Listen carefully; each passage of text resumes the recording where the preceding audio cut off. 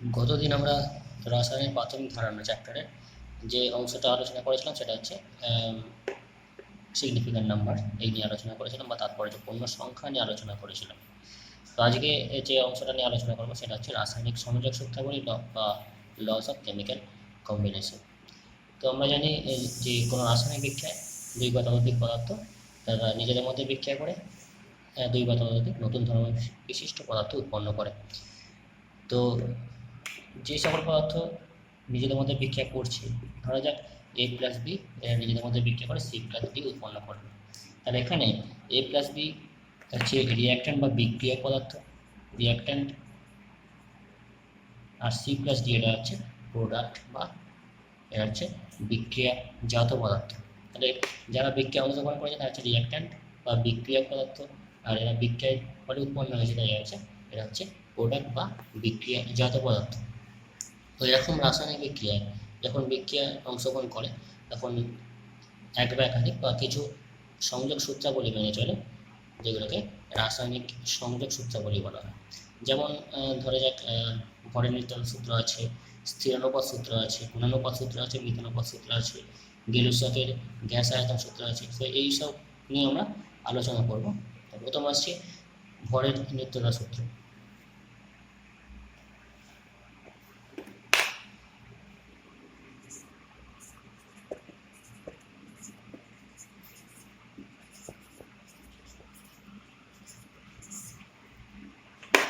ভরের নিত্যতা সূত্র, সূত্রটা প্রবক্তা ছিলেন বিজ্ঞানী ল্যাভোইসিয়ে, ফরাসি বিজ্ঞানী ল্যাভোইসিয়ে। তো ওনার মতে কোনো রাসায়নিক বিক্রিয়ায় বিক্রিয়া পদার্থের মোট ভর এবং বিক্রিয়াজাত পদার্থের মোট ভর সমান থাকে। অর্থাৎ বিক্রিয়ার আগে যে পদার্থগুলোর ভর এবং বিক্রিয়ার ফলে যে পদার্থ উৎপন্ন হচ্ছে তাদের মোট ভর অপরিবর্তিত থাকে। মানে একটু আগে যে বিক্রিয়াটা দেখালাম এ প্লাস বি, সেখান থেকে সি প্লাস ডি উৎপন্ন হচ্ছে, এ প্লাস বি বিক্রিয়া করে সি প্লাস ডি উৎপন্ন হচ্ছে। তাহলে আমি ধরে নিচ্ছি এটা এ গ্রাম নিয়েছিলাম, এটা যদি বি গ্রাম নিই, এখানে উৎপন্ন হচ্ছে সি গ্রাম, এটা উৎপন্ন হচ্ছে ডি গ্রাম।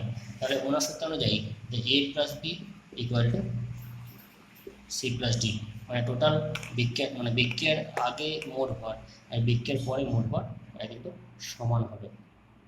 এটা হচ্ছে ভরের নিত্যতা সূত্র নিয়ে। আর এরপর বিজ্ঞানী আইনস্টাইনের আমরা লস অফ রিলেটিভিটি বা আপেক্ষিকতাবাদ থেকে জানতে পারি যে ভর এবং শক্তিরা সমতুল্য।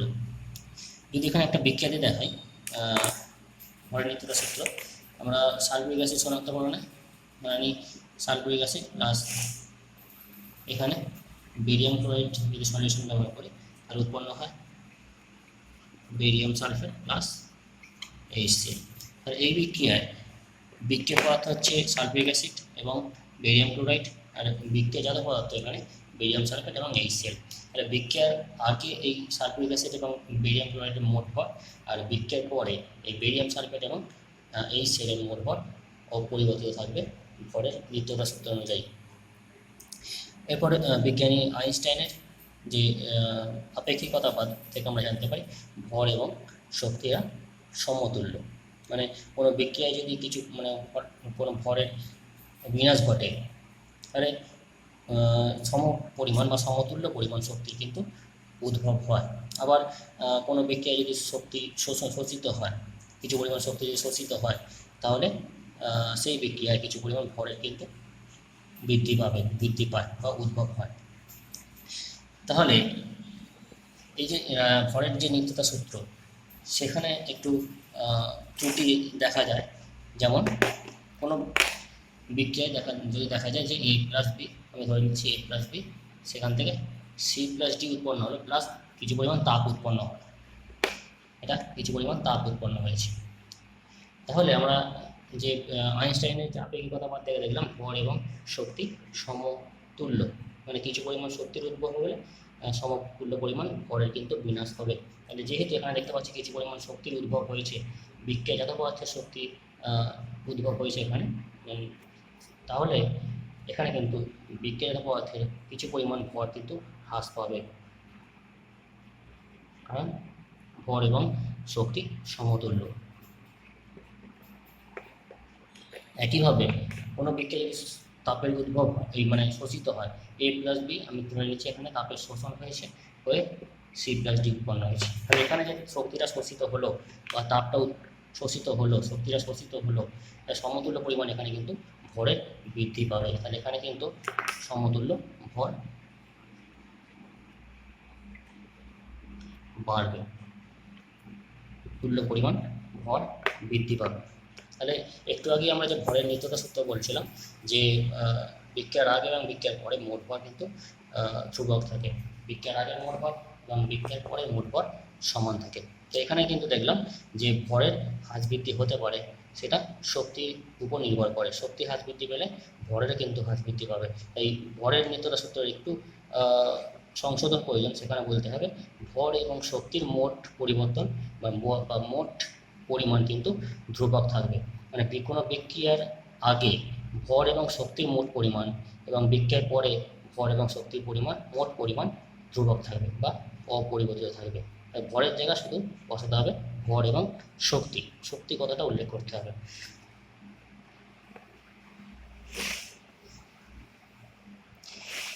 এবার আমরা আসবো সেকেন্ড সূত্র, সেটা হচ্ছে স্থিরানুপাত সূত্র।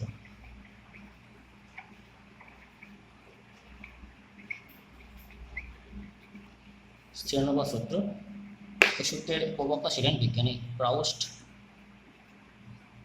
ফরাসি বিজ্ঞানী প্রাউস্ট। তো এই সূত্র অনুযায়ী তিনি বললেন যে কোনো একটি যৌগকে, কোনো একটি নির্দিষ্ট যৌগকে যে কোনো উপায়ে তৈরি করা হোক না কেন বা যেখান থেকে সংগ্রহ করা হোক না কেন, তার যে উপাদানগুলোর অনুপাত সর্বদা স্থির থাকবে। বা একটা যেমন ধরা যাক জলকে আমরা তৈরি করলাম H2 প্লাস O2, এখান থেকে H2O2, তাহলে দু আয়তন হাইড্রোজেন, এক আয়তন অক্সিজেন নিয়ে তৈরি হলো দু আয়তন জল। তাহলে এখানে এই যে জলটা পেলাম, এখানে হাইড্রোজেন আর অক্সিজেনের ওজন অনুপাত কত হবে?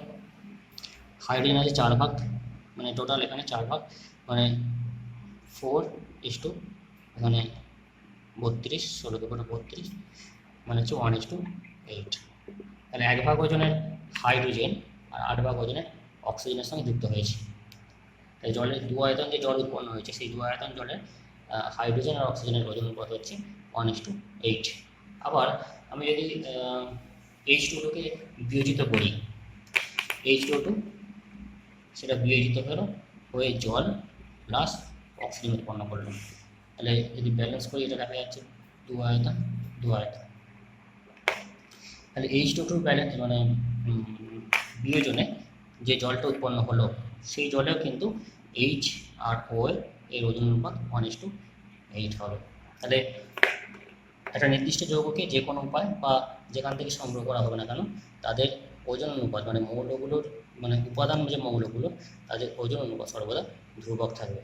তাহলে এখানে জলকে আমি যে কোনো উপায়ে তৈরি করি না কেন, আমি অক্সিজেন হাইড্রোজেনের কম্বিনেশনে তৈরি করেছি জল, এখানেও আমি দেখতে পাচ্ছি হাইড্রোজেন আর অক্সিজেনের ওজন অনুপাত 1:8। একইভাবে আমি হাইড্রোজেন পারঅক্সাইডের বিয়োজন করেছি, মানে এখানে সামান্য তাপ দিলে কিন্তু বিয়োজিত হয়ে উৎপন্ন করেছে যে জল এবং অক্সিজেন, সেই জলের মধ্যে কিন্তু হাইড্রোজেন আর অক্সিজেনের ওজন অনুপাত হচ্ছে 1:8। এবার এটাকে যদি আমি উল্টোভাবে বা বিপরীতভাবে বলতে চাই যে দুটো মৌল এটা নির্দিষ্ট ওজন অনুপাতে যুক্ত হয়ে সর্বদা একই যৌগ তৈরি করবে, তাহলে স্থিরানুপাত সূত্রের যে বিপরীত যে মন্তব্য বা বিপরীত বক্তব্য, সেটা হচ্ছে দুটো নির্দিষ্ট মৌল তারা নির্দিষ্ট ওজন অনুপাতে যুক্ত হয়ে সর্বদা একটা যৌগ উৎপন্ন করবে। অর্থাৎ বলতে এভাবে হয় যে 1 ভাগ ওজনের হাইড্রোজেন এবং 8 ভাগ ওজনের অক্সিজেন যদি যুক্ত হয়, সর্বদা জলই উৎপন্ন করবে। তাহলে 1 ভাগ ওজনের এখানে হাইড্রোজেন, 8 ভাগ ওজনের অক্সিজেন যুক্ত হয়ে এখানে দেখলাম জল উৎপন্ন করেছে। একইভাবে এখানেও দেখলাম যে 1 ভাগ ওজনের হাইড্রোজেন আর 8 ভাগ ওজনের অক্সিজেন এরা যুক্ত হয়ে উৎপন্ন করেছে জল। তাহলে স্থিরানুপাত সূত্রের যে বিপরীত বক্তব্য, সেটা হচ্ছে দুটো বা দুই বা ততোধিক ভিন্ন বা দুটো ভিন্ন মৌল নির্দিষ্ট ওজন অনুপাতে যুক্ত হয়ে সর্বদা একই যৌগ উৎপন্ন করবে। কিন্তু এই বিপরীত বক্তব্যটা কিন্তু সর্বদা সত্য নয়। বা সর্বদা মেনে চলে না। যেমন ধরা যাক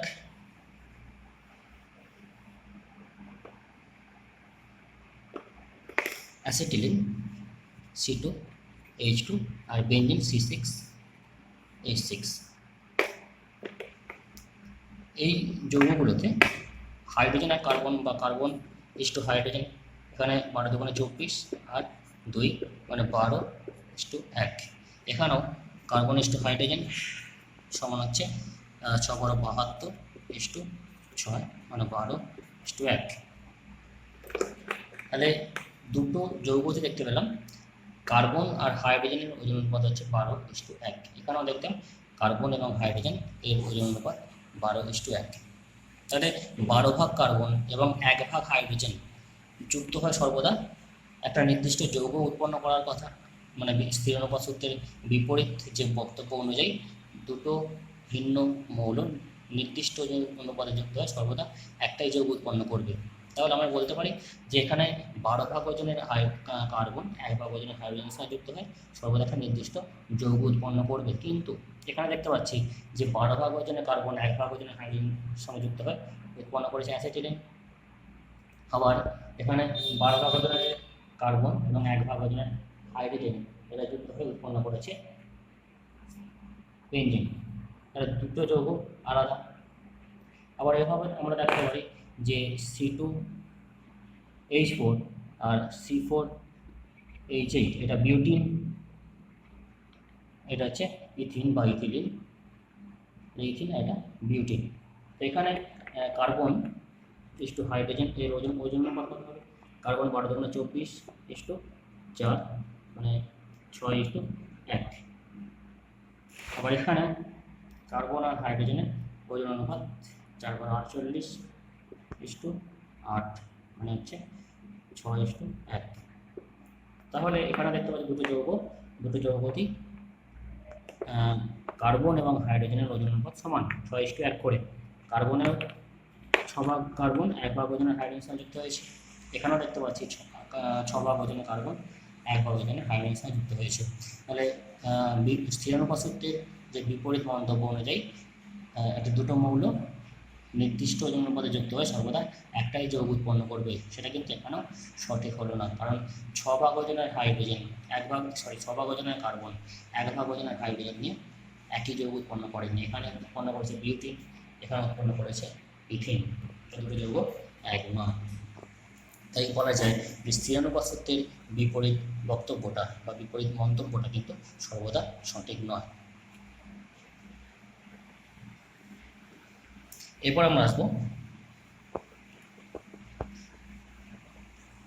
গুণানুপাত সূত্র।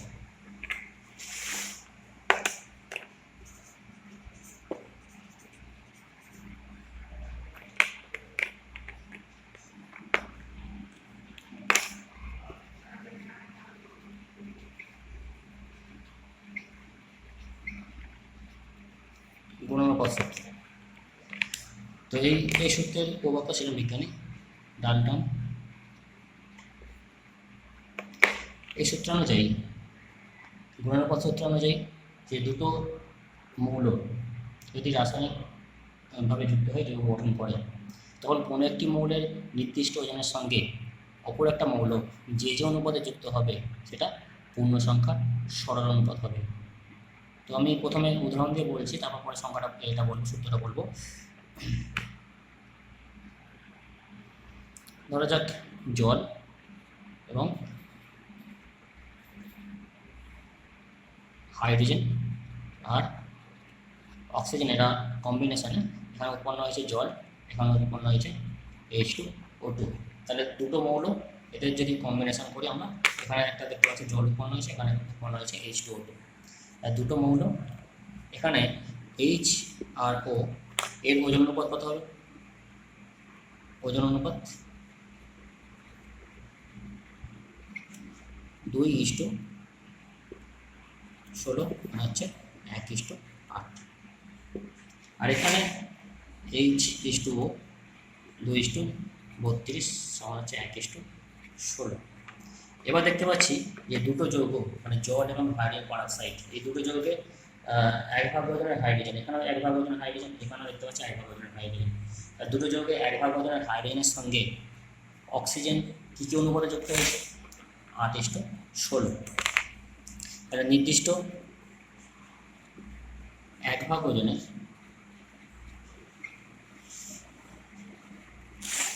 এইচের সাথে সংযুক্ত অক্সিজেনের ওজন অনুপাত সমান 8:16, মানে হচ্ছে 1:2। তাহলে এই যে অনুপাতটা পেলাম, এটা কিন্তু পূর্ণ সংখ্যার সরল অনুপাত। সরল অনুপাত বলতে বোঝায়, এটা পূর্ণ সংখ্যার সরল অনুপাত বলতে বোঝায় লঘিষ্ঠ অনুপাত।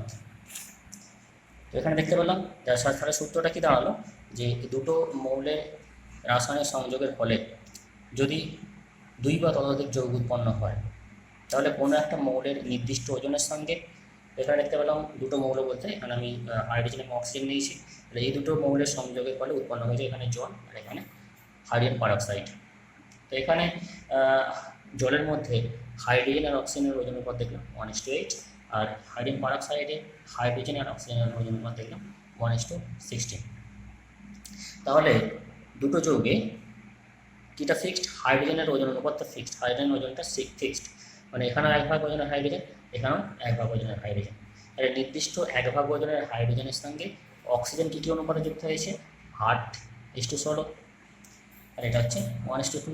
তার মানে এটা পূর্ণ সংখ্যার সরল অনুপাত। তাই এইটাই সূত্র, যে দুটো মৌলের রাসায়নিক সংযোগের ফলে দুই বা ততোধিক যৌগ উৎপন্ন হলে কোনো একটা মৌলের নির্দিষ্ট ওজনের সঙ্গে, তো এখানে কোনো একটা মৌল বলতে এখানে হাইড্রোজেনটা কোনো একটা মৌলের নির্দিষ্ট ওজনের সঙ্গে অপর একটা মৌল, এখানে অপর একটা মৌল বলতে অক্সিজেনটা, অপর একটা মৌল যে যে অনুপাতে যুক্ত হবে সেটা পূর্ণ সংখ্যার সরল অনুপাত হবে। তাহলে এখানে নির্দিষ্ট হাইড্রোজেনটা ফিক্সড করেছিল, তাহলে নির্দিষ্ট হাইড্রোজেনের এক ভাগ ওজনের হাইড্রোজেনের সঙ্গে অক্সিজেন কী কী অনুপাতে যুক্ত হয়েছে? 8:16, মানে 1:2, যেটা পূর্ণ সংখ্যার সরল অনুপাত। তাহলে এইটি হচ্ছে গুণানুপাত সূত্র, যার প্রভাব তাহলে বিজ্ঞানী ডালটন।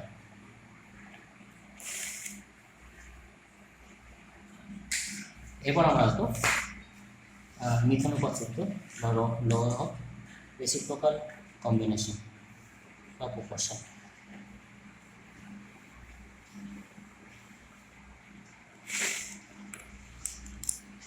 মিথানুপাত সূত্র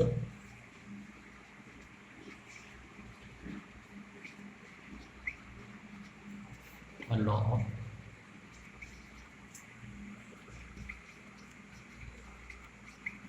রেসিপ্রোকাল প্রপোর্শন। তো প্রথমে আমি একটা উদাহরণ দিচ্ছি, তারপর সূত্রটা বলবো, বললে সুবিধা হবে।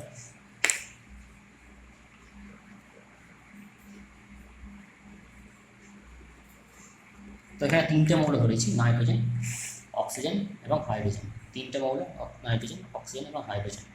তো নাইট্রোজেনের সঙ্গে অক্সিজেনের কম্বিনেশনের ফলে একটা যৌগ আমি ধরে নিচ্ছি NO2। নাইট্রোজেন এবং অক্সিজেনের কম্বিনেশনের ফলে যৌগ উৎপন্ন হয়েছে NO2, নাইট্রোজেন ডাইঅক্সাইড। আর এখানে নাইট্রোজেন আর হাইড্রোজেনের কম্বিনেশনের ফলে উৎপন্ন হচ্ছে, আমি ধরে নিচ্ছি, অ্যামোনিয়া। এখানে মানে নাইট্রোজেন যে ডাইঅক্সাইড উৎপন্ন হয়েছে, নাইট্রোজেন আর অক্সিজেনের ওজন অনুপাত হচ্ছে নাইট্রোজেনের 14:32, আর এখানে অ্যামোনিয়া নাইট্রোজেন হাইড্রোজেন এর ওজন অনুপাত হচ্ছে 14:3। তাহলে এখানে নাইট্রোজেনটা ফিক্সড 14 ভাগ ওজনে, নাইট্রোজেনের সঙ্গে অক্সিজেন কী কী অনুপাতে যুক্ত হয়েছে? 32 ভাগ অক্সিজেন, আর এখানে 3 ভাগ ওজনে হাইড্রোজেন যুক্ত হয়েছে। নির্দিষ্ট 14 ভাগ ওজনের নাইট্রোজেনের সঙ্গে অক্সিজেন আর হাইড্রোজেন কী অনুপাতে যুক্ত হয়েছে? 32:3। এবার অক্সিজেন আর হাইড্রোজেন যদি যুক্ত হয়ে যৌগ গঠন করে, অক্সিজেন আর হাইড্রোজেন যুক্ত হয়ে আমি তৈরি করে নিলাম, জল তৈরি করেছি। আর জলের মধ্যে হাইড্রোজেন আর অক্সিজেনের ওজন অনুপাত কত? 1:8। জলের মধ্যে অক্সিজেন আর হাইড্রোজেনের ওজন অনুপাত হচ্ছে 1:8। তাহলে এই নাইট্রোজেন ডাইঅক্সাইড NO2 ও NH3 তে নির্দিষ্ট 14 ভাগ ওজনের এনের সাথে সংযুক্ত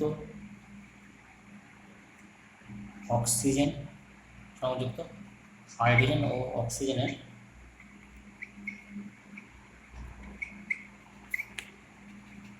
ওজন অনুপাত। এখানে হাইড্রোজেনটা আগে লিখেছি, তাহলে সমান হচ্ছে 3:32। আর নির্দিষ্ট 14 ভাগ ওজনের নাইট্রোজেনের সঙ্গে হাইড্রোজেন আর অক্সিজেন কী অনুপাতে যুক্ত হয়েছে? 3:32। এবার পূর্বোক্ত মৌলগুলো মানে কোনো একটা মৌলের নির্দিষ্ট ওজনের সঙ্গে অপর মৌলগুলো যে যুক্ত হয়েছিল, সেই মৌলগুলো যদি তাদের মধ্যে যুক্ত হয়ে যৌগ গঠন করে, তখন যে অনুপাতে যুক্ত হবে সেটা কিন্তু পূর্বের অনুপাতের সঙ্গে সমান হতে পারে বা তার সরল গুণিতক হতে পারে। এবার আমি সূত্রটা বলছি যে দুই বা ততোধিক মৌলের মৌল যখন অপর একটা মৌলের নির্দিষ্ট ওজনের সঙ্গে দুই বা ততোধিক মৌল বলতে এখানে অক্সিজেন এবং হাইড্রোজেন, এখানে দুটো মৌল ধরেছে অক্সিজেন এবং হাইড্রোজেন, অপর একটা মৌলকে এখানে নাইট্রোজেন, দুই বা ততোধিক মৌল অপর একটা মৌলের নির্দিষ্ট ওজনের সঙ্গে যে অনুপাতে যুক্ত হয়, পূর্বোক্ত মৌলগুলো প্রাথমিক যে মৌলগুলো অক্সিজেন এবং হাইড্রোজেন, পূর্বোক্ত মৌলগুলো নিজেদের মধ্যে যুক্ত হয়ে যৌগ গঠনে সমর্থ হলে তাহলে তারা যে অনুপাতে যুক্ত হবে সেই অনুপাতটা পূর্বের অনুপাতের সঙ্গে সমান হতে পারে বা তার সরল গুণিতক হতে পারে। আবার বলছি, দুই বা ততোধিক মৌল অপর একটা মৌলের নির্দিষ্ট ওজনের সঙ্গে যে অনুপাতে যুক্ত হয়, দুই বা ততোধিক মৌল বলতে এখানে আমি এখানে ধরে নিয়েছি অক্সিজেন এবং হাইড্রোজেন। তাহলে এই মৌলগুলো এখানে ফিক্সড আমি নাইট্রোজেনটাকে ফিক্সড করেছি, এখানে নাইট্রোজেনটা ফিক্সড করেছি, এর ওজনটা ধ্রুবক ধরে রেখেছি, স্থির ধরেছি। তাহলে দুই বা ততোধিক মৌল অপর একটা মৌলের নির্দিষ্ট ওজনের সঙ্গে, নির্দিষ্ট দেখতে পাচ্ছি এখানে 14 ভাগ নাইট্রোজেন, এখানেও কিন্তু 14 ভাগ নাইট্রোজেন। তাহলে দুই বা ততোধিক মৌল অপর একটা মৌলের নির্দিষ্ট ওজনের সঙ্গে যে অনুপাতে যুক্ত হয়, কী অনুপাতে যুক্ত হয়েছে? এখানে 3 ভাগ ওজন হাইড্রোজেন আর অক্সিজেন হয়েছে 32 ভাগ। তাহলে নির্দিষ্ট 14 ভাগ ওজনের নাইট্রোজেনের সঙ্গে হাইড্রোজেন আর অক্সিজেনের ওজন অনুপাত হচ্ছে 3:32।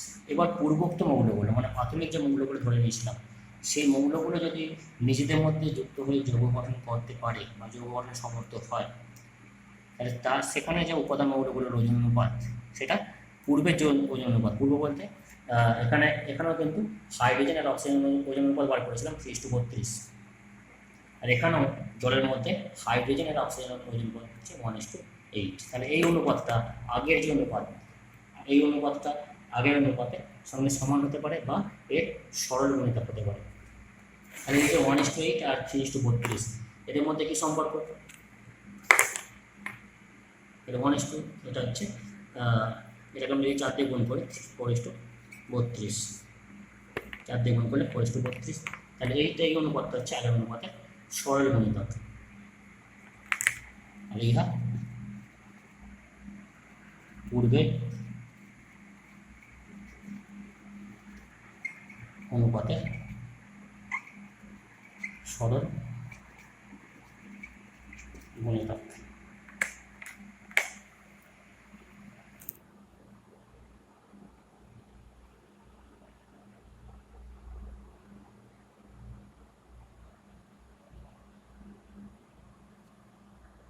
একবার বলছি যে দুই বা ততোধিক মৌল, এখানে একটা ত্রিভুজ আকৃতি করে নেব। প্রথমে ত্রিভুজের যে শীর্ষ থাকবে মানে একদম শীর্ষে একটা নির্দিষ্ট মৌলকে ফিক্সড করতে হবে, ধরে নিতে হবে। এখানে আমি যেমন এঁকেছি, এখানে নাইট্রোজেনটাকে ফিক্সড করেছি। তো এখানে দুটো মৌল অক্সিজেন এবং হাইড্রোজেন, এরা নির্দিষ্ট পরিমাণ নাইট্রোজেনের সঙ্গে যুক্ত হচ্ছে। তাহলে কী অনুপাতে মানে নির্দিষ্ট এখানে করেছে, এখানে যে অক্সিজেন এবং নাইট্রোজেন এর মধ্যে যুক্ত হয়ে নাইট্রোজেন ডাইঅক্সাইড উৎপন্ন হয়েছে এবং নাইট্রোজেন আর হাইড্রোজেন যুক্ত হয়ে অ্যামোনিয়া উৎপন্ন করেছে। তাহলে যে দুটো যৌগ করেছে নাইট্রোজেন ডাইঅক্সাইড এবং অ্যামোনিয়া, এই দুটো যৌগে নাইট্রোজেন পরিমাণ ফিক্সড, মানে এখানে 14 ভাগ, এখানে 14 ভাগ, তাহলে 14 ভাগ নাইট্রোজেনের সঙ্গে হাইড্রোজেন আর অক্সিজেন কী অনুপাতে যুক্ত হয়েছে? 3:32, তাহলে এই অনুপাতে যুক্ত হয়েছে। এবার মৌলগুলো বলতে অক্সিজেন এবং হাইড্রোজেন, এরা যদি যুক্ত হয়ে যৌগ গঠন করে, এই দুটো যে মৌল যুক্ত হয়ে যৌগ গঠন করেছে জল, তাহলে এই জলের মধ্যে হাইড্রোজেন আর অক্সিজেনের ওজন অনুপাত হচ্ছে 1:8। আর প্রথমে 14 ভাগ নাইট্রোজেনের সঙ্গে হাইড্রোজেন আর অক্সিজেন কি অনুপাতে যুক্ত হয়েছিল? 3:32, তাহলে এই যে অনুপাতটা হলো 1:8 জলের মধ্যে, এই অনুপাতটা আগের অনুপাতের সঙ্গে সমান হতে পারে, কোনো কোনো ক্ষেত্রে অনেক সময় দেখি সমান হয়ে গেছে, তো আবার কোনো কোনো ক্ষেত্রে সরল গুণিতক হতে পারে। তো এখানে 1:8, এটাকে আমরা 4 দিয়ে গুণ করলে 4:32 পাচ্ছি, তাহলে এই অনুপাতটা পূর্বের অনুপাতের সরল গুণিতক। তাহলে এই যে এটা মানে তথ্যটা মিতানুপাত সূত্রটা মেনে চলছে। তাহলে এই সূত্রটার প্রবক্তা হলেন বিজ্ঞানী রিক্টার। রিক্টার স্কেলের নাম শুনেছে তো, এই বিজ্ঞানী রিক্টার হচ্ছে এর প্রবক্তা মিতানুপাত সূত্র।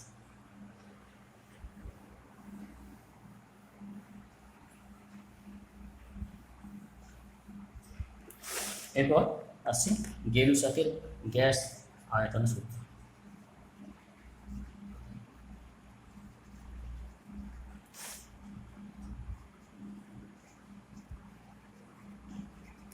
গেলুসাক বিজ্ঞানী, একটা ফরাসি বিজ্ঞানী,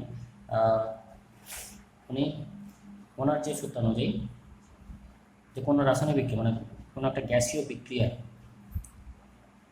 কোনো গ্যাসীয় বিক্রিয়া বলতে যেখানে বিক্রিয়ক পদার্থগুলো গ্যাসীয় হবে, তাই কোনো বিক্রিয়া মানে কোনো গ্যাসীয় বিক্রিয়ায় বিক্রিয়ক পদার্থগুলো তাদের আয়তনের সরল অনুপাতে যুক্ত হয়। কোনো গ্যাসীয় বিক্রিয়ায় এসটিপিতে বা একটা নির্দিষ্ট চাপ ও তাপমাত্রায় বিক্রিয়ক পদার্থগুলো তাদের আয়তনের সরল অনুপাতে যুক্ত হয়। এবার বিক্রিয়ার ফলে উৎপন্ন পদার্থ যদি গ্যাসীয় হয়, মানে বিক্রিয়াজাত পদার্থ যদি গ্যাসীয় হয়, তাহলে ওই চাপ ও তাপমাত্রায় বিক্রিয়ক পদার্থগুলোর আয়তনের সঙ্গে বিক্রিয়াজাত পদার্থের আয়তনে কিন্তু সরল অনুপাতে থাকবে।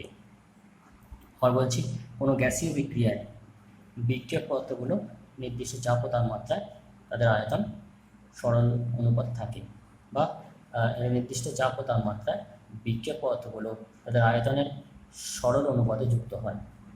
এবার বিক্রিয়ার ফলে উৎপন্ন পদার্থ যদি গ্যাসীয় হয়, অর্থাৎ বিক্রিয়াজাত পদার্থ যদি গ্যাসীয় হয়, তাহলে ওই চাপ ও তাপমাত্রায় বিক্রিয়াজাত পদার্থের আয়তন বিক্রিয়ক পদার্থগুলোর আয়তনের সঙ্গেও সমান বা সরল অনুপাতে থাকবে। তো যদি এখানে একটা উদাহরণ দিই, যেমন নাইট্রোজেন প্লাস হাইড্রোজেন এরা বিক্রিয়া করে উৎপন্ন করছে অ্যামোনিয়া, এখানে সবাই কিন্তু গ্যাস। এখানে যদি ব্যালেন্স করি তাহলে দেখা যাচ্ছে এটা হচ্ছে 1 আয়তন নাইট্রোজেন 3 আয়তন হাইড্রোজেনের সঙ্গে বিক্রিয়া করে উৎপন্ন করেছে 2 আয়তন অ্যামোনিয়া। তাহলে এটা গ্যাসীয় বিক্রিয়া, এখানে বিক্রিয়ক পদার্থগুলো হচ্ছে গ্যাসীয়। তাহলে নাইট্রোজেন আর হাইড্রোজেন এর আয়তন অনুপাত 1:3। তাহলে এই ওনার সূত্র অনুযায়ী কোনো গ্যাসীয় বিক্রিয়া বিক্রিয়ক পদার্থগুলো একটা নির্দিষ্ট চাপ ও তাপমাত্রায় তাদের আয়তনের সরল অনুপাতে যুক্ত হয়। তাহলে এখানে এই যে 1:3 অনুপাতে যুক্ত হয়েছে, আয়তনের সরল অনুপাতে যুক্ত হয়েছে। এবার বিক্রিয়ার ফলে উৎপন্ন যে পদার্থ, বিক্রিয়াজাত পদার্থ যদি গ্যাসীয় হয়, এখানে অ্যামোনিয়া যে উৎপন্ন হয়েছে এটা কিন্তু গ্যাসীয়। তাহলে এই অ্যামোনিয়া উৎপন্ন পদার্থের আয়তন বিক্রিয়ক পদার্থগুলোর আয়তনের সঙ্গে কিন্তু সরল অনুপাতে থাকবে। তাহলে এখানে নাইট্রোজেন ইসটু হাইড্রোজেন ইসটু অ্যামোনিয়া এর যে আয়তন অনুপাত সেটা হচ্ছে 1:3:2। তাহলে এটাও কিন্তু একটা পূর্ণ সংখ্যার সরল অনুপাত।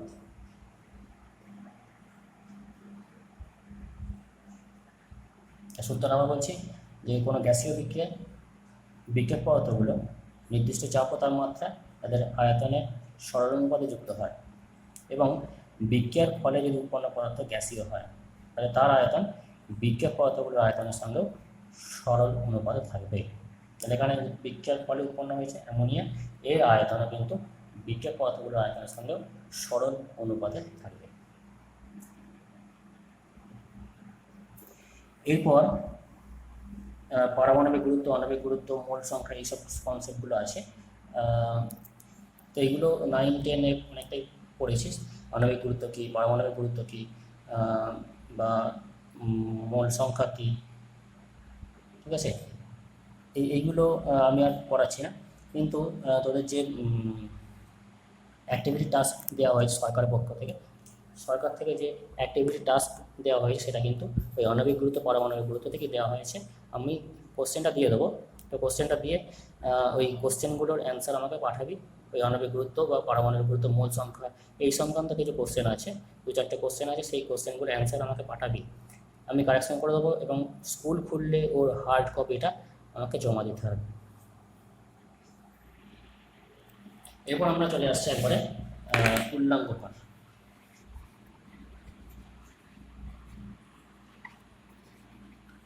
Equivalent wait.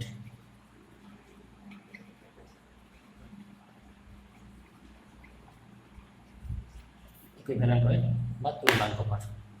তুল্যাঙ্ক ভার ব্যাপারটা নতুন জিনিস, তুল্যাঙ্ক ভারটা অনেকটা কাজে লাগবে, পরে প্র্যাকটিক্যালি ক্ষেত্রে বা এটা কাজে লাগবে। তো তুল্যাঙ্ক ভারটা কি?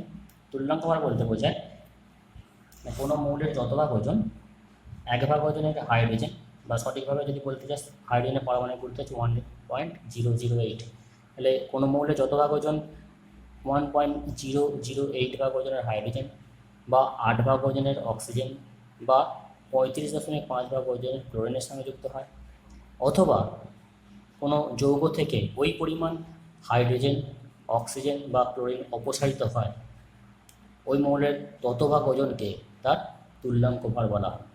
আবার বলছি, কোনো মৌলের যত ভাগ ওজন 1.008 ভাগ ওজনের হাইড্রোজেন, বা 8 ভাগ ওজনের অক্সিজেন, বা 35.5 ভাগ ওজনের ক্লোরিনের সঙ্গে যুক্ত হয়, বা কোনো যৌগ থেকে ওই পরিমাণ বা ওই 1.008 পরিমাণ হাইড্রোজেন, বা 8 ভাগ ওজনের অক্সিজেন, বা 35.5 ভাগ ওজনের ক্লোরিনকে প্রতিস্থাপিত করে, ওই মৌলটির ততভাগ ওজনকে তার তুল্যাঙ্ক ভার বলা হয়।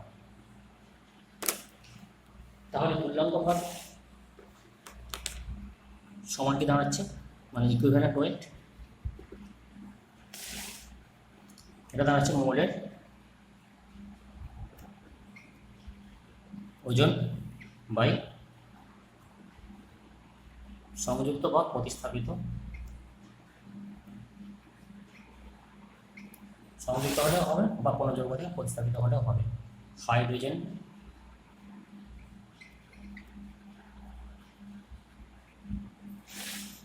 এর ওজন ইন্টু 1.008, তাহলে এটি হচ্ছে তার কোনো মৌলের তুল্যাঙ্ক ভার। তাহলে কোনো মৌলের তুল্যাঙ্ক ভার বলতে বোঝায় তার মৌলের ওজন, মানে যত ভাগ ওজন, 1 ভাগ ওজনের ওই 1.008 ভাগ ওজনের হাইড্রোজেন, বা 8 ভাগ ওজনের অক্সিজেন, বা 35.5 ভাগ ওজনের ক্লোরিনের সঙ্গে যুক্ত হয়, অথবা কোনো যৌগ থেকে ওই পরিমাণ হাইড্রোজেন, অক্সিজেন বা ক্লোরিনকে প্রতিস্থাপিত করতে পারে, মৌলটি তত ভাগ ওজনকে তার তুল্যাঙ্ক ভার বলা হয়। তাহলে এখানে হাইড্রোজেন দিয়ে বলেছি বলে এখানে আমি 1.008 দিয়ে গুণ করেছি। এখানে যদি অক্সিজেন বলতাম, এটা যদি অক্সিজেন হতো তাহলে এটা 8 দিয়ে গুণ হতো, অক্সিজেন বললে 8 দিয়ে গুণ হতো। একইভাবে এই যদি ক্লোরিন বলতাম, তাহলে ক্লোরিন বললে এটা 35.5 ভাগ। তাহলে মৌলের তুল্যাঙ্ক ভার ইকুয়াল টু মৌলের ওজন বাই সংযুক্ত বা প্রতিস্থাপিত, এখানে ক্লোরিনের ওজন দিয়ে প্রকাশ করেছি বলে এখানে 35.5 দিয়ে গুণ করেছি। এই যদি অক্সিজেনের ওজন দিয়ে বলতাম তাহলে এটা 8 দিয়ে গুণ হতো, এখানে যদি হাইড্রোজেন বসাতাম তাহলে এটা 1.008 বসাতাম। এবার এই সংজ্ঞাটাকে আমরা আয়তনে দিয়ে প্রকাশ করতে পারি। তো আয়তন দিয়ে প্রকাশ করলে কীরকম দাঁড়াবে না, ওই 1.008 গ্রাম যদি হাইড্রোজেন হয়, তার আয়তন কত হবে এসটিপিতে? এসটিপিতে 1.008 গ্রাম H2 এর আয়তন এসটিপিতে এটা হচ্ছে 11.2 লিটার। একইভাবে 8 গ্রাম অক্সিজেনের আয়তন হতো 1/4 যেহেতু 4 ভাগ হয়ে গেছে মানে 5.6 লিটার, আর 35.5 ভাগ 35.5 গ্রাম যে ক্লোরিন, এর আয়তন দাঁড়াতো কিন্তু 11.2 লিটার। কারণ ক্লোরিনের আণবিক গুরুত্ব হচ্ছে 71, 35.5 গ্রাম মানে তার হাফ, তাহলে এসটিপিতে তার আয়তনে কিন্তু অর্ধেক হয়ে যাবে। তাহলে 1.008 গ্রাম হাইড্রোজেনের আয়তন হতো 11.2 লিটার, 8 গ্রাম ওজনের অক্সিজেনের আয়তন হতো 5.6 লিটার, আর 35.5 গ্রাম ক্লোরিনের আয়তন হতো 11.2 লিটার। তাহলে আয়তন দিয়ে সংখ্যাটা কি দাঁড়াতো না, কোনো মৌলের যত ভাগ ওজন এসটিপিতে 11.2 লিটার হাইড্রোজেন বা 5.6 লিটার অক্সিজেন বা 11.2 লিটার ক্লোরিনের সঙ্গে যুক্ত হয়, অথবা ওই এসটিপিতে সমপরিমাণ বা সম আয়তন কোনো যৌগ থেকে সম আয়তন হাইড্রোজেন বা অক্সিজেন বা ক্লোরিনকে প্রতিস্থাপিত করতে পারে, মৌলটির ততভাগ ওজনকে তার তুল্যাঙ্ক ভর বলে। আবার বলছি, কোনো মৌলের যতভাগ ওজন এসটিপিতে 11.2 লিটার হাইড্রোজেন, কোনো মৌলের যতভাগ ওজন এসটিপিতে 11.2 লিটার হাইড্রোজেনের সঙ্গে অথবা 5.6 লিটার অক্সিজেন অথবা 11.2 লিটার ক্লোরিনের সঙ্গে যুক্ত হয়, অথবা কোনো যৌগ থেকে ওই পরিমাণ মানে হচ্ছে 11.2 লিটার হাইড্রোজেন, 5.6 লিটার অক্সিজেন এবং 11.2 লিটার ক্লোরিনকে প্রতিস্থাপিত করতে পারে, মৌলটির ততভাগ ওজনকে আমরা তার তুল্যাঙ্ক ভার বলবো। তাহলে তুল্যাঙ্ক ভার এ দিয়ে বললে, আয়তন দিয়ে বললে, এখানে যদি আয়তন হতো 11.2, তাহলে মৌলটির ওজন বা সংযুক্ত বা প্রতিস্থাপিত ক্লোরিনের আয়তন এটা হচ্ছে ইন্টু 11.2, যেহেতু ক্লোরিনটার ক্ষেত্রে আমরা 11.2 লিটার ধরেছিলাম। যদি অক্সিজেন বলতাম, এটা যদি অক্সিজেন হতো তাহলে এটা 5.6 বসতো, 5.6, আর যদি এখানে হাইড্রোজেন বসতো তাহলে কিন্তু এটা 11.2 হতো। এবার তুল্যাঙ্ক ভরের সঙ্গে পারমাণবিক গুরুত্ব আর যোজ্যতার সম্পর্ক আমরা নির্ণয় করব। ধরি এম একটি ধাতু যার পারমাণবিক ভর সমান এ, যোজ্যতা ভি, আর তুল্যাঙ্ক ভর সমান ই। এম একটা ধাতু যার পারমাণবিক ভর এ, যোজ্যতা ভি এবং তুল্যাঙ্ক ভর ই। এবার এই এম ধাতুটা যদি হাইড্রোজেনের সঙ্গে যুক্ত হয় তাহলে যৌগটা কী হবে? এম ধাতু এইচের সঙ্গে বা এইচের সাথে যুক্ত হলে যৌগটি কী হবে? এম এইচ ভি, কারণ এম এর যোজ্যতা হচ্ছে ভি, ধরে নিয়েছেন, আর হাইড্রোজেন যোজ্যতা 1, তাহলে যৌগটা হবে এম এইচ ভি। তাহলে এই যে যৌগটা করলাম এম এইচ ভি, এর আণবিক গুরুত্ব কত হবে? এম এইচ ভি এর আণবিক ভর, এম এর হচ্ছে এ ধরে নিয়েছি, এ, এম এর পারমাণবিক ভর এ, প্লাস হাইড্রোজেন হচ্ছে 1.008 ইন্টু ভি, এর আণবিক ভর হবে এত। এম এর পারমাণবিক ভর আমরা ধরে নিয়েছি এখানে এ, এম এর পারমাণবিক ভর এ, তাহলে এই যে যৌগটা এর আণবিক ভর হবে এ প্লাস হাইড্রোজেন হচ্ছে 1.008 ইন্টু ভি সংখ্যক আছে, তাহলে ইন্টু ভি। কারণ এখানে দেখতে পাচ্ছি যে এই 1.008 ভি এত ভাগ ওজনের হাইড্রোজেন যুক্ত হয়েছে এ ভাগ ওজনের ধাতুর সঙ্গে, তাহলে আমরা এখানে দেখতে পাচ্ছি 1.008 ইন্টু ভি ভাগ ওজনের এইচের সাথে এম ধাতু যুক্ত হয় এ ভাগ, তাহলে 1.008 ভাগ ওজনের হাইড্রোজেনের সাথে এম ধাতুটি কি যুক্ত হয়েছে, এন ধাতু এ ভাগ ওজন যুক্ত হয়েছে। আর সংজ্ঞা অনুযায়ী আমরা জানি যে কোনো মৌলের যত ভাগ ওজন 1.008 ভাগ ওজনের হাইড্রোজেন সংযুক্ত হয় সেটি তার তুল্যাঙ্ক ভাগ। তাহলে এত ভাগ ওজনের হাইড্রোজেন সংযুক্ত হয়েছে এ ভাগ ওজনের ধাতু, তাহলে 1.008 এত ভাগ ওজনের হাইড্রোজেন সংযুক্ত হবে এ ইন্টু 1.008 বাই 1.008 ইন্টু ভি, এটা কেটে গিয়ে এটা আছে এ বাই ভি। তাহলে এটি হচ্ছে ধাতুটার তুল্যাঙ্ক ভাগ। কারণ আমরা জানি যে কোনো মৌলের যত ভাগ ওজন এক ভাগ ওজনের হাইড্রোজেন সংযুক্ত হয়, এক ভাগ ওজনকে সঠিকভাবে বলতে গেলে আমরা জানি যে হাইড্রোজেন সঠিক যে পারমাণবিক গুরুত্ব সেটা হচ্ছে 1.008। তাহলে এইটাই হচ্ছে তুল্যাঙ্ক ভাগ। তাহলে অতএব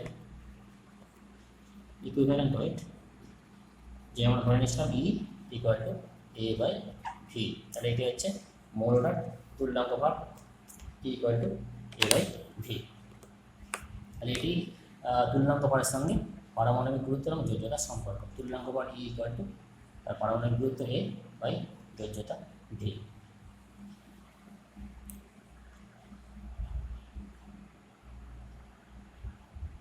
আর ভালো করে দেখেন,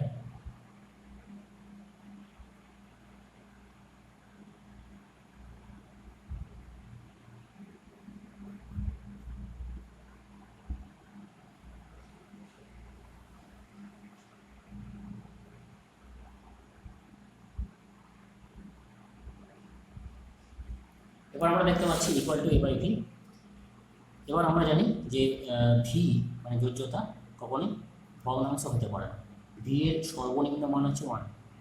ভি এর কোনো মৌলের ভি এর সর্বনিম্ন মান হচ্ছে 1। ভি কখনই ভগ্নাংশ হয় না, এটা সর্বদা পূর্ণ সংখ্যা। এই ভি যখন 1 হবে, ভি যদি 1 হয় তাহলে ই ইকুয়াল টু ভি এ হবে। তাহলে ভি সমান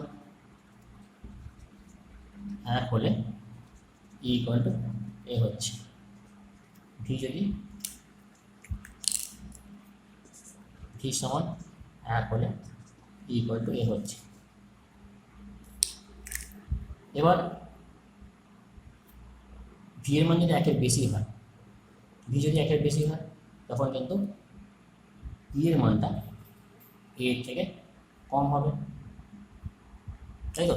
ভি এর মান যদি 1 এর থেকে বেশি হয় তাহলে ই এর মান এ এর থেকে মানে পারমাণবিক গুরুত্ব থেকে কমে যাবে। আর ভি এর মান যেহেতু ভগ্নাংশ হয় মানে 1 এর থেকে ছোট হতে পারে না, তাই তো? মানে দশমিক দিয়ে কখনোই ভি এর মান হতে পারে না। এই 1 এর থেকে যেহেতু ছোট হয় না তাই ই কখনোই এর বেশি হতে পারে না। তাহলে ই কখনোই এর থেকে বেশি হতে পারে না। E never greater than equal to বা গ্রেটার ইকুয়াল টু এ। তুল্যাঙ্ক ভার কখনোই তার পারমাণবিক গুরুত্বের বেশি হতে পারে না। কারণটা কি? কারণ ভি এর মান 1 এর ছোট হতে পারে না। ভি এর মানটা কখনোই 1 এর থেকে ছোট হতে পারে না। 1 এর থেকে ছোট যদি হতো তাহলে কিন্তু ই এর থেকে বেশি হতো। তাহলে ই এর ম্যাক্সিমাম মান হতে পারে এ এর সঙ্গে সমান হতে পারে। কারণ ই কখন ম্যাক্সিমাম হবে? যখন ভি ইকুয়াল টু 1 হবে।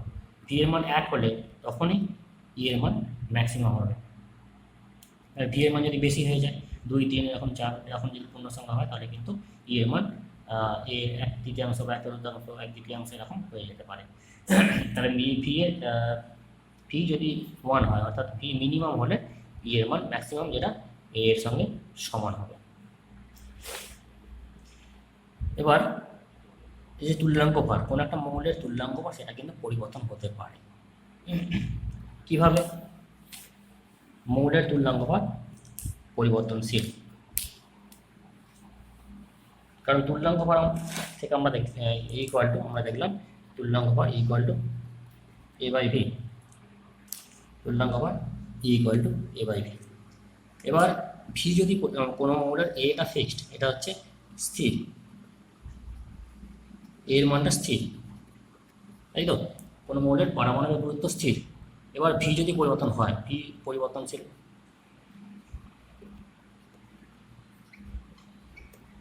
ভি যদি পরিবর্তনশীল হয় তাহলে কিন্তু ই এর মান পরিবর্তিত হবে।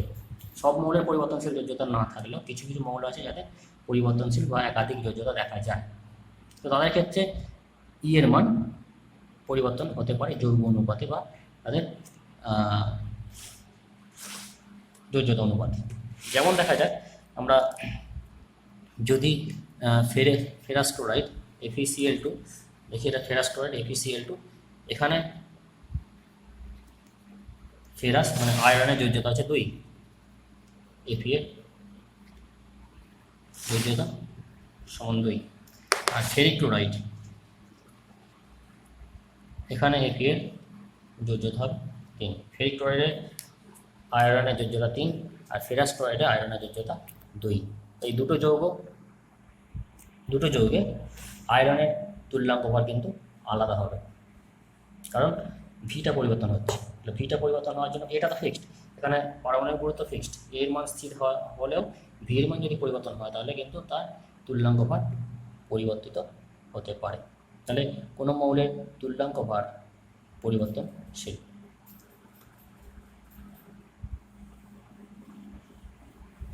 এবার আমরা কোনো মূলক বা কোনো অ্যাসিড বা কোনো ক্ষার, কোনো লবণ এর তুল্যাঙ্ক ভার নির্ণয় করব। প্রথম আসছি অ্যাসিডের ইকুইভ্যালেন্ট ওয়েট।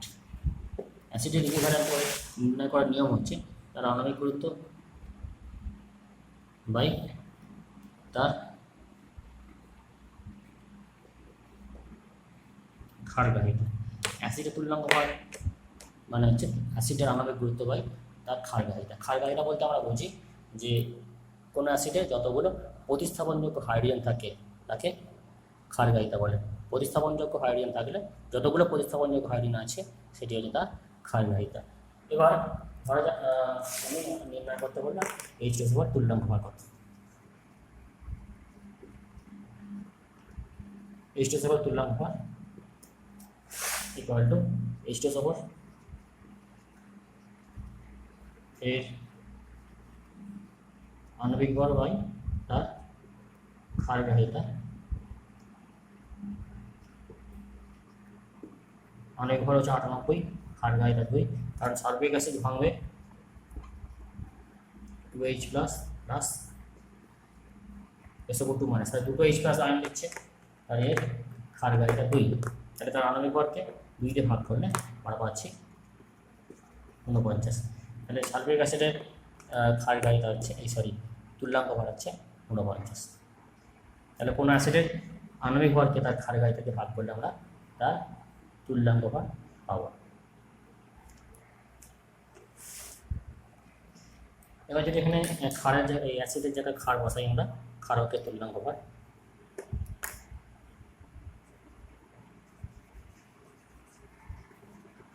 সমান তার একটা অম্লগ্রাহিতা হবে। তাহলে তার আণবিক গুরুত্ব বাই অম্লগ্রাহিতা। অম্লগ্রাহিতা বলতে বোঝায় কোনো ক্ষারকে যতগুলো প্রতিস্থাপনযোগ্য OH আছে সেটা হচ্ছে তার অম্লগ্রাহিতা। তাহলে যদি এরকম দেয় ক্যালসিয়াম হাইড্রক্সাইড CaOH এর তুল্যাঙ্ক ভর কত হবে? ক্যালসিয়াম হাইড্রক্সাইড এর আণবিক গুরুত্ব বাই অম্লগ্রাহিতা। ক্যালসিয়াম হাইড্রক্সাইড ভাঙবে Ca2 plus plus 2H minus, তাহলে এখানে দুটো H মাইনাস আছে, তাহলে আণবিক গুরুত্ব বাই 2। আণবিক গুরুত্ব কত? ক্যালসিয়ামের 40 প্লাস দুটো অক্সিজেন আছে 16 দুগুণে 32 প্লাস 2 72, 74 বাই 2 37। তাহলে ক্যালসিয়াম হাইড্রক্সাইডের তুল্যাঙ্ক ভর আছে 37। আণবিক গুরুত্ব ক্যালসিয়াম হাইড্রক্সাইড আণবিক গুরুত্ব 74, ক্যালসিয়ামের 40, অক্সিজেন দুটো আছে 16 দুগুণে 32 আর হাইড্রোজেন দুটো আছে 2, তাহলে 34 44 এই 74 আর 37। এইটা হচ্ছে ক্যালসিয়াম হাইড্রক্সাইডের তুল্যাঙ্ক ভর।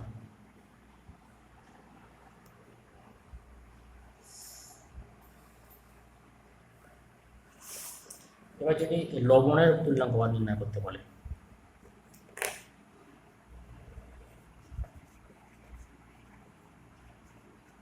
লবণের তুল্যাঙ্ক বার হচ্ছে তার আণবিক গুরুত্ব বাই ক্যাটায়ন অথবা অ্যানায়ন এর মোট আধান বা মোট চার্জ। লবণের তুল্যাঙ্ক বার ইকুয়াল টু আণবিক গুরুত্ব বাই ক্যাটায়ন বা অ্যানায়নের মোট charge.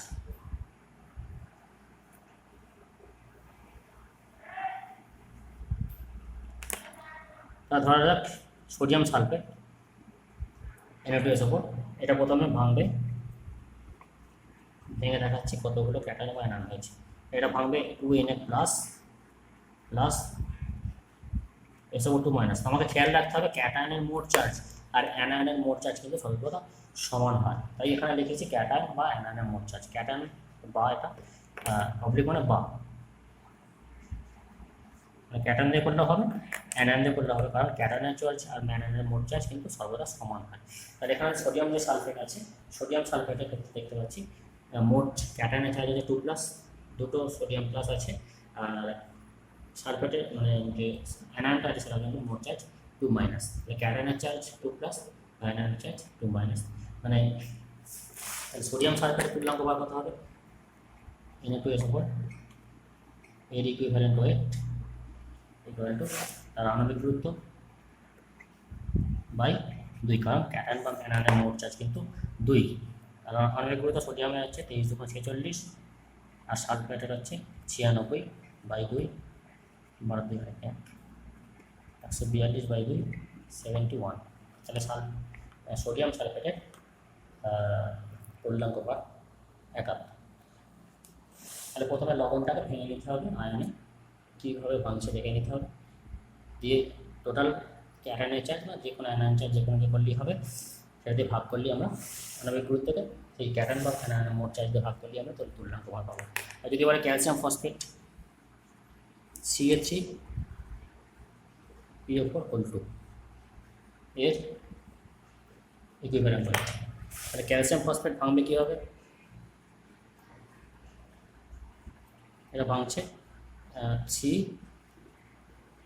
Ca2 plus plus 2 PO4 3 minus. তাহলে ক্যালসিয়াম এখানে দেখা যাচ্ছে টোটাল চার্জ 6 প্লাস, আর এখানেও অ্যানায়নের চার্জ হচ্ছে 6 মাইনাস, তাহলে 6 দিয়ে ভাগ করতে হবে। তাহলে এখানে আণবিক গুরুত্ব বাই 6 দিয়ে ভাগ করলে হবে। ক্যালসিয়ামের 3 × 40 প্লাস 2 × ফসফরাসের হচ্ছে 15 31 ফসফরাসের প্লাস 416 64 বাই 6। আর এখানে 120 প্লাস 2 × 95 মানে 190 বাই 6 310 বাই 6। এখানে 50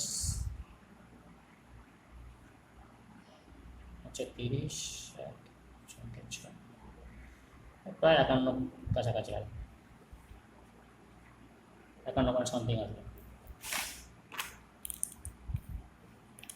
তাহলে এটা হচ্ছে ক্যালসিয়াম ফসফেটের তুল্যাঙ্ক বার।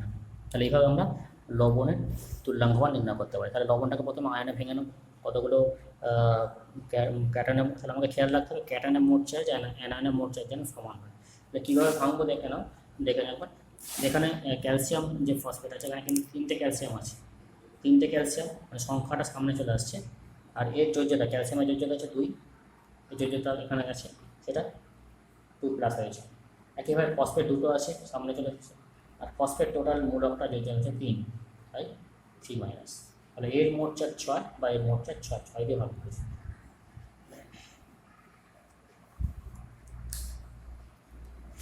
এবার যদি কোনো মূলক হয়, কোনো মূলকে যে তুল্যাঙ্ক বার করতে বলে, মূলক বলতে সালফেট ফসফেট এই জাতীয় কোনো মূলক, তাদের তুল্যাঙ্ক বার, মূলকের তুল্যাঙ্ক বার হচ্ছে তার আণবিক গুরুত্ব বাই তার চার্জ, আধান বা যোজ্যতা। তাহলে কোনো মূলকের তুল্যাঙ্ক ভর ইকুয়াল টু তার আণবিক গুরুত্ব বাই আধান বাই বা যোজ্যতা। আর যদি সালফেট হয় SO4 2- এর ইকুইভ্যালেন্ট ওয়েট কত? সালফেটের আণবিক গুরুত্ব 96 বাই তার যোজ্যতা বা আধান, এখানে দেখতে পাচ্ছি চার্জ হচ্ছে 2 তাই 48 হচ্ছে এর তুল্যাঙ্ক ভর। যদি বলে ফসফেট PO4 3- এর ইকুইভ্যালেন্ট ওয়েট ইকুয়াল টু ফসফেটের আণবিক গুরুত্ব ফসফরাসের 31 প্লাস 64 বাই 3 দিয়ে ভাগ করতে হবে, মানে 95 বাই 3, 3 3 9, 3 3 6 6 মতো হবে। এটা হচ্ছে ফসফেট মূলকের তুল্যাঙ্ক ভর। এরপরেও জারক এবং বিজয়ক পদার্থের তুল্যাঙ্ক ভর আছে, সেটা এখন বোঝা যাবে না। তোদের যে একটা চ্যাপ্টার আছে রেডক্স রিয়াকশন, মানে জারণ বিজয়নের একটা চ্যাপ্টার আছে, সেই চ্যাপ্টারে পড়ানোর সময় আমি জারক পদার্থ এবং বিজয়ক পদার্থের তুল্যাঙ্ক ভর বলে দেবো। কারণ জারক এবং বিজয়ক পদার্থের তুল্যাঙ্ক ভর নির্ণয় করার সময় সেখানে ব্যালেন্সের প্রয়োজন। ব্যালেন্স বলতে আমরা আয়ন যে পদ্ধতি, আয়ন আকারের পদ্ধতি, সেই অনুযায়ী যে ব্যালেন্স করতে হয়, সেই ব্যালেন্স করে আমরা তুল্যাঙ্ক ভর নির্ণয় করতে পারি বা জারণ সংখ্যা নির্ণয়ের মাধ্যমে তুল্যাঙ্ক ভর নির্ণয় করা যায়। তাই রেডক্স রিয়াকশন মানে জারণ বিজয়নের যে চ্যাপ্টার আছে সেখানে পড়ানোর সময় আমি জারক এবং বিজয়ক পদার্থের তুল্যাঙ্ক ভর নির্ণয় করার পদ্ধতি বলে দেবো। এরপর আমি যে অ্যাক্টিভিটি টাস্ক দেওয়া হয়েছে সরকার থেকে, তো সেই অ্যাক্টিভিটি টাস্ক আমি তোদের গ্রুপে দিয়ে দেবো। সেই কোশ্চেনে আমাকে অ্যান্সার লিখে দেখাবি এবং স্কুল খুললে তার হার্ড কপিটা কিন্তু জমা দিতে হবে। তাহলে এখন আমি কারেকশান করে দেবো, হার্ড কপিটা আমি পরে জমা নেবো স্কুল খুললে। তো সকলকে ধন্যবাদ, আজ এই পর্যন্তই।